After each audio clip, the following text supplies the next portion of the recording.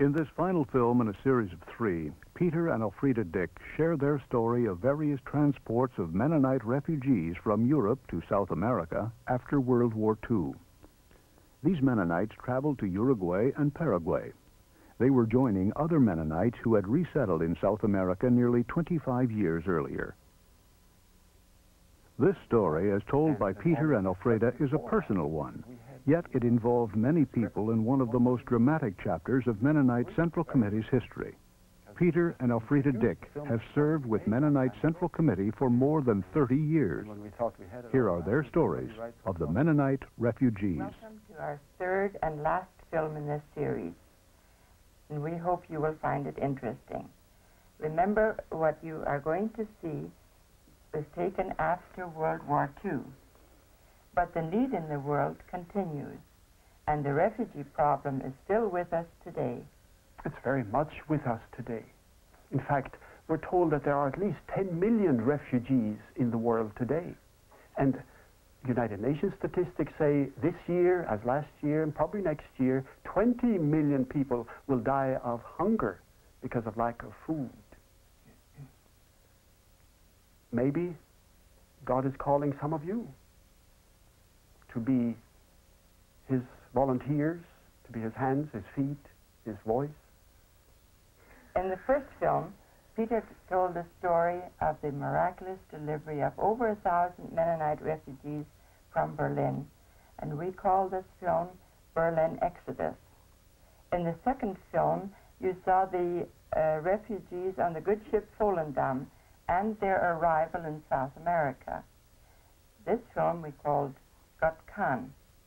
And now in the third film that we're going to show you, it's the continuing story, including more transports, and also show you what happened to these refugees after their arrival in Paraguay. Peter and Elfrieda, why did they go to Paraguay? Why didn't they stay in Germany? Or why didn't they choose another country where the beginning wouldn't have been so difficult? Those are good questions. Let me try to answer them, all three. The first, why didn't they stay in Germany? They were afraid. That's the answer. They were afraid that they would be kidnapped by the Russians and against their will taken back to Russia. They didn't want to go there. The second question, why didn't they go somewhere else instead of Paraguay, which was so difficult? They wanted to go somewhere else, Canada. That was the place they wanted to go to for many reasons. One of them, that they had so many relatives there. After World War I, 20,000 Mennonites emigrated from Russia to Canada, including Elfrieda and me, as children. And they could have gone to their relatives. MCC also wanted them to go to Canada, but Canada was restrictive. Canada immigration laws was selective. We'll take some, we'll leave many, and it wouldn't take them all. So there is Paraguay. It's not their first choice, but Paraguay said, we'll take them all. No selection, we'll take them all on one condition, provided they're all Mennonites. Paraguay is such a great distance away from Europe. How could MCC afford all this? Yes, it took a lot of money. The first transport on the Volendam alone cost MCC $375,000, which was an enormous amount at that time. And then we didn't have just one transport. We ended up with 4. And on top of that, there was the cost of settling these refugees in South America.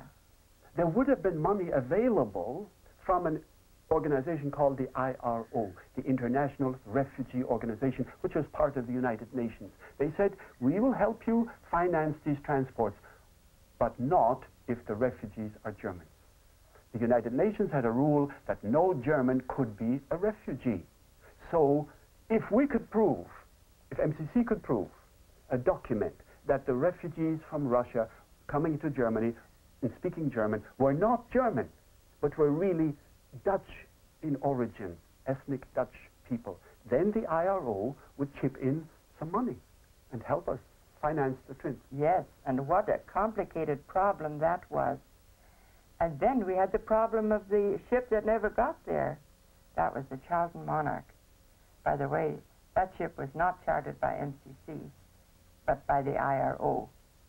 But the Charlton Monarch was a complete disaster. Nothing went right on that trip.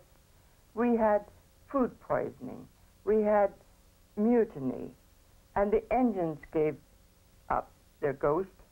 And we were drifting on the high seas for 2 days and 2 nights and had to be towed into port. And I was the only MCC escort for the 758 passengers.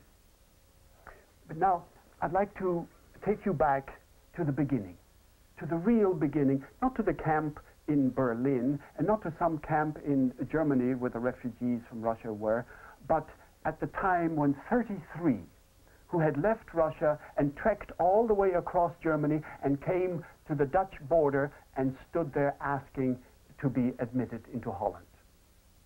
They said, in effect, we have come back home.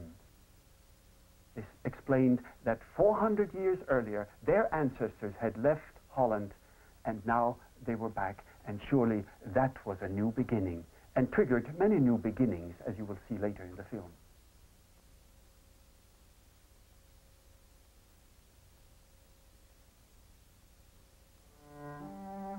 It was in August 1945, to be exact, when 33 Mennonite refugees from Russia came to this Dutch border, just the way you see these 3 women now coming and asking to be admitted, saying, in effect, we are home again after 400 years. There's a problem, a very major problem. They had no passports, no visa. In fact, they were without any documents. They were refugees. With the encouragement of MCC, however, and a pastor from the church in Amsterdam, Dominee Hilkema, we went to the Dutch government and they opened the border. And they issued, I believe, the first time in the history of the Mennonites over 450 years, they issued a document called the Menno Pass.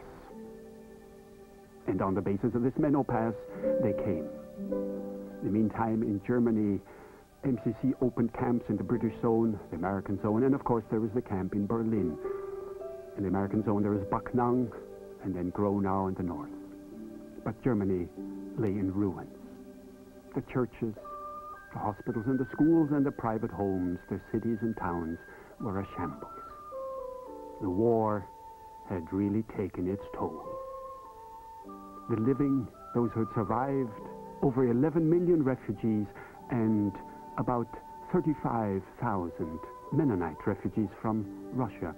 They found work on the farms. They preferred the farm for several reasons. One, the food might be a little better, and secondly, they would be less quickly, so they thought, less quickly detected and perhaps sent back to Russia again. Now, if we leave this farmer here on his field and look up, we see the town of Backnang near Stuttgart in South Germany, and here in this town, Backnang, we have a refugee camp.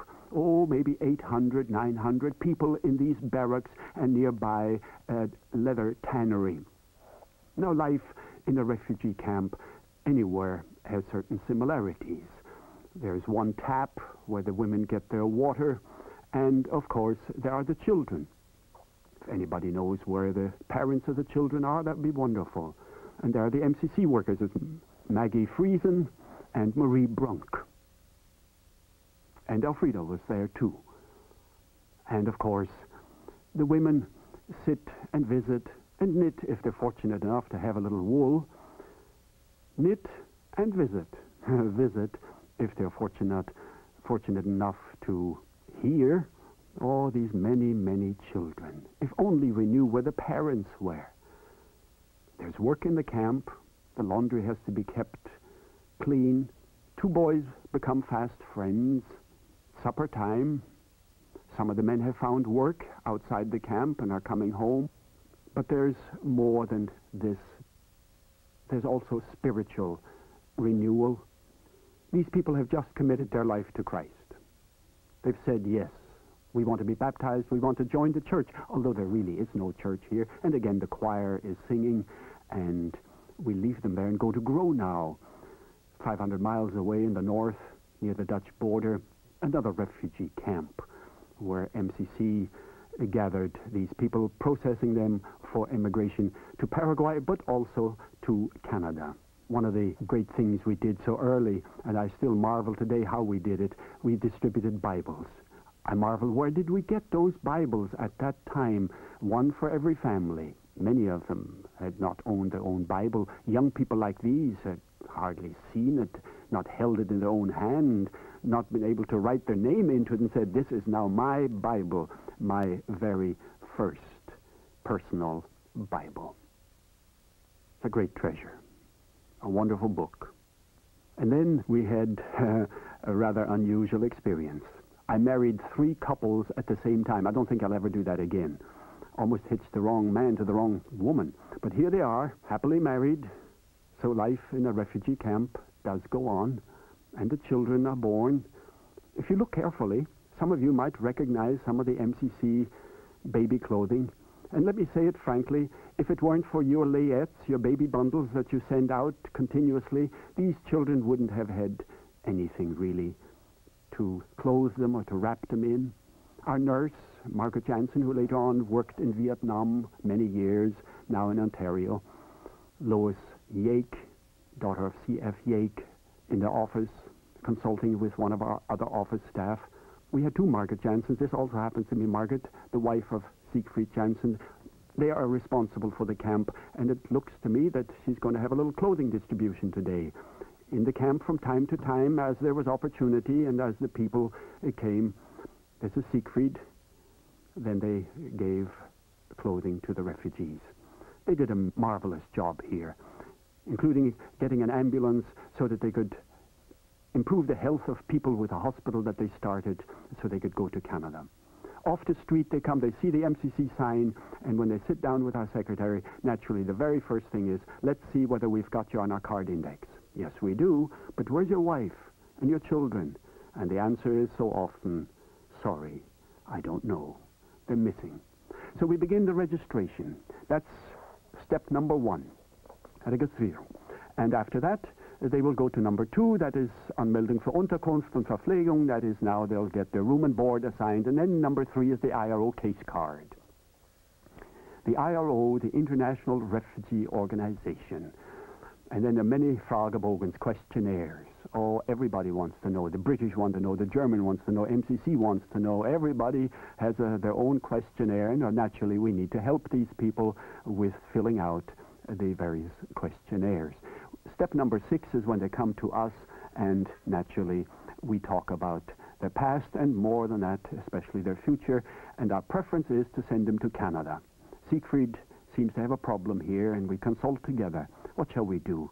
Hold her back and not let her go to Paraguay? Canada would be so much better. He seems to be happy. We'll let him go. If they are accepted by the International Refugee Organization, then it will reduce the travel debt to MCC. The photographer, we need a lot of passport pictures. And the next step after the photographer is finished with them is, of course, the doctor. We have to send them to the arzt. And here, of course, they look especially for eyes, for trachoma or scars of trachoma, and naturally the lungs, for any TB or scars. And how can you go to a doctor and not have him give you a shot? That seems to be routine. In Frankfurt is the military headquarters. And here, C.F. Claassen, the MCC director for refugees, frequently went in and out. You see him up there on the steps. That is C.F. Claassen, the Mennonite statesman. They leave Bremerhaven in North Germany and go stop in Las Palmas and then go to Buenos Aires, to Canada, and a few to the States. These are the travel routes that we took. And here is transport number 2. The first one was the Volendam, and now we have the Heinzelmann, the General Steward Heinzelmann. A wonderful boat. Here's Elfrieda, and she's there with her advance commando, as we called it on the Heinzelmann, ready to take charge.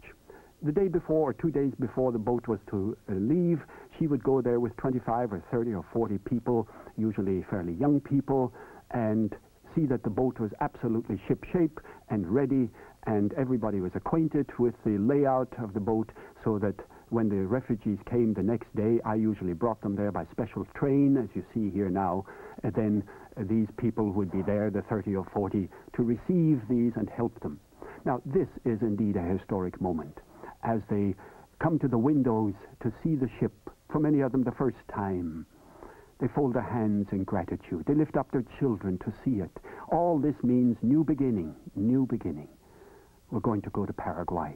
We're going to start life all over again. Come, children, come, everybody. Let's walk. Let's go to the ship. Let's bring all the things that we've brought along, whatever it is. It's not very valuable, but it's ours. Maybe a violin and all those homemade wooden suitcases, of course. It's hard for Grandma. It will be very difficult for the old people. Very difficult. What will they do over there? They can't pioneer. They can't cut down trees. See if Clausen's talking to a young teacher here. He'll make it. That's no problem. This little fella kept taking his tag off, so he put it where he can't find it. This man lost a leg. But Paraguay, fortunately, will receive everybody. The cripples and the maimed and the halt and the blind and the poor. They'll take them. The Heinzelmann is full, and we take our last leave. Elfrieda is going to take them there alone. I go back and see if Clausen go back to Germany. In 17 days, the Heinzelmann had reached Buenos Aires without any mishaps. It was a wonderful trip. But no sooner was I back in the camp than one day these people came to me, and they said, "We'd like to stay together, all 6 of us." Oh, no. To stay together is no problem, but Canada, yes. How can you go to Paraguay? Look at that. How can they walk? What will they do out there in the bush, in the wilderness, in the pioneering, in the chocolate? It's going to be so difficult. And on top of that, which we didn't know then, was the difficulty of the Charlton Monarch, the boat that never got there. Let me tell you about it while these people are boarding. You know what's going on here as you watch the screen. Listen to the story that unfolded. They left port, waving goodbye and singing as they always did, "God be with you till we meet again." But no sooner were they out on the high seas than there was trouble. First there was trouble with the engines. Then there was trouble with the refrigeration. And then they had to throw all the perishable foods overboard. Here's Elfrieda receiving the people happily on board, thinking it's going to be a great trip again. Oh, no, it wasn't. Oh, no, and Grandma, how will you stand it? Well, let me continue the story, how they were on the high seas and the engines stopped and the refrigeration went out, and then mutiny. The captain was afraid of his own people, locked himself into his cabin. Oh, what a disaster. 2 days and 2 nights they drifted without engines, without communication, without anything. They're waving goodbye. Yes, bye-bye. Have a good trip. We wish them a good journey indeed. But it was a bad one. In fact, they were on this ship not 17 days like the Heinzelmann, not 21 days like the Volendam, but 55 days they were on this ship. And finally, they managed to send out an SOS, save our soul. And a little ship came and towed them into the harbor. Not Buenos Aires, thousands of miles away in Pernambuco, Recife. They took the refugees off. No more on the Charlton Monarch. 17 flights to Paraguay. It took exactly 1 week to fly them all to Paraguay. But here they are, and they've arrived, another group, and the MCC people are there to receive them in Asunción after this very, very eventful and actually dangerous trip. And we're back in Germany again. Following Bustel, the processing center for prisoners of war and displaced persons division. And these military barracks will house thousands of refugees, not only Mennonites, but many, many others. I've often thought that if there weren't so many military barracks in the world, maybe there wouldn't be so many barracks later on used for refugees. Did you notice the sign, Mennonite Canadian Close Relatives? These are people that are now hopefully going to Canada. In Canada, they have many relatives. Art Voth is watching the children as they walk by, again, of course, going to school. These people are very hopeful that they can go to Canada. And so we have another meeting. The people are coming to the meeting. They bring their chairs and boxes and suitcases to sit on while we speak to them. The medical section in Block 3. Oh, now we go again. All this routine of processing, we call it. And they need to be encouraged and counseled. And on we go to the X-ray station in Block 4. And there seems to be no end to this. But they're confident. If it's God's will, He'll open the way. We'll make it. We'll get to Canada. Now, there's a plan. C.F. Clausen, whom you see here, and J.J. Thiessen are counseling the young men. If they have no close relatives, J.J. Thiessen, as you see him here, is telling them, you can still go to Canada if you sign up to work in the coal mines or in the forests. We must just stay in Europe for a little longer. And I'd like to take you to Oksbøl, to another camp. This is in Denmark. These are not Russian Mennonites, but Prussian. Proud farmers at one time. Look at them now. Look at them. Picking up peat moss, taking it to their barracks where it will give hardly any heat. They have a barbed wire around their camp. These are not only refugees, they're also internees. The cook thinks the food's all right, but I wonder what the people think. What an ugly color to paint the barracks with, as if camp life weren't bad enough. And the children. These poor children have never known what a normal life is like, the inside of a home or a church or a school. All they know is this refugee life. Also victims of the war. Some of the Danzig and Prussian Mennonite church leaders, Elder Evert and Mr. and Mrs. Schmidt. Now, in the MCC camp in Gronau, the Conference of East and West Prussian Mennonites are being processed. And here we now begin serious documentation for these people. We don't know how many will want to go abroad, maybe 3,000 or 4,000, 5,000, but we're going to start with a first transport to Uruguay. And it's the Volendam that sails again on the 7th of October, 1948. Now, we don't need to show you any embarkation scenes. You've seen that enough. Here we are on the high seas. And, of course, it's another clothing distribution, and why not? It's such a joy, such a delight. The sign up there says Mädchen, girls. And they're trying on for the girls the dresses and the skirts. And, Elfrieda is going to do what usually is my job. I'm best at quilts and blankets because I can always make them to fit. It's tricky, you know, to make everybody happy when you have a clothing distribution. But, how we did tell the people how you people back home made these quilts. I remember saying many times, every stitch is done in love. Again, you look for the little orange sticker on the garments that says, in the name of Christ, make the dress fit. Is she happy? Oh, these girls are, as they come down from the deck where the distribution was, and then they'll maybe change a few things around. It's theirs. They can do as they like now with it. They can alter it if they care. Grandma's seasick. Oh, Grandma, hold on. Don't fall over, Grandma. Hold on. Yes, it is rough today, but it doesn't seem to bother the boys, does it? They are having a good time, especially if they have a gym teacher. That's how you do it. No, not like that. That's the way. Over you go. If only we were all boys again. Hey, try it again and stay on your feet this time, will you? There, we did it. Boys love to play this game. Could be rough. Watch it. Watch it. There we go. 1, 2, 3, and he's out. Try it once more. Maybe this time it'll go perfect. 1 and 2 and 3. There he is. Happy day. Fill your lungs with fresh sea air and then come down for breakfast. And you know what happened last night? Yes, it does. Here we are. A little baby. There it is. Helena is her name, the 10th of October. But we have time for a haircut. And Father seems to think that the higher we go now, the less we have to take off later. So why not? Go to it. In the meantime, the other people are gathered on the other end of the deck for Bible study. Brother Legeen had been asked to prepare that, and he did it very well. He had a large chart, and he called his course From God to God. People were very attentive. They enjoyed that.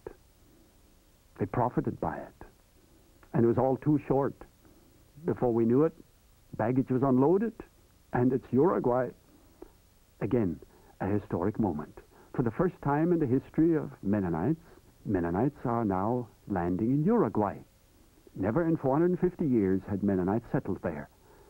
751 are going to get off the boat. Elfrieda, you make sure that the right people get off, because after they're off, then we'll continue on a trip to Buenos Aires to take the others up the river to Paraguay. The orange part, lower part, is Uruguay, and the blue landlocked country is Paraguay. You going up to Paraguay, you see Asunción there. In the northwest is the Chaco, and there is the old colony Menno, and Fernheim, and Neuland, and in the east you have Volendam and Friesland.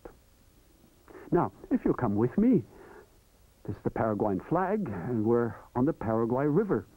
And going up the river, the people are, of course, looking out to the shore to see how different it is. Oh, it is different from Europe or Russia or anything they've seen before. And what strikes them is everything seems to be so primitive, as they said.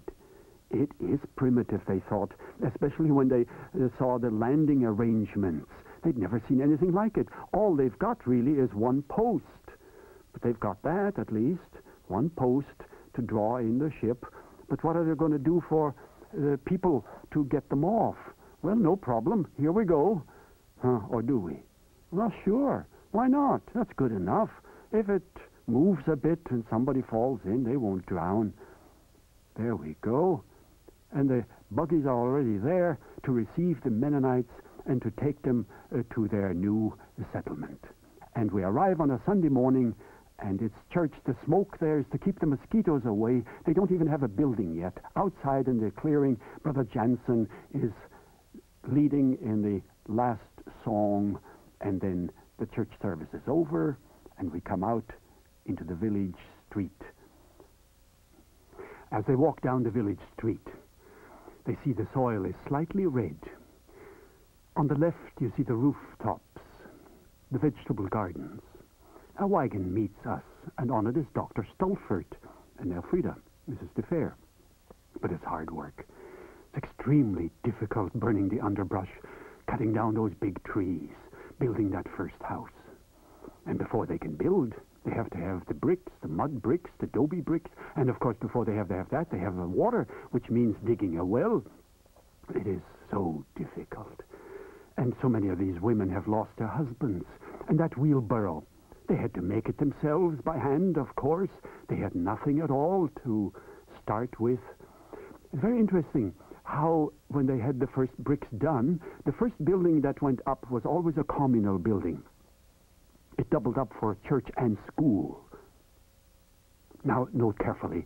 Watch very carefully how they make the roof. They got that long bitter grass.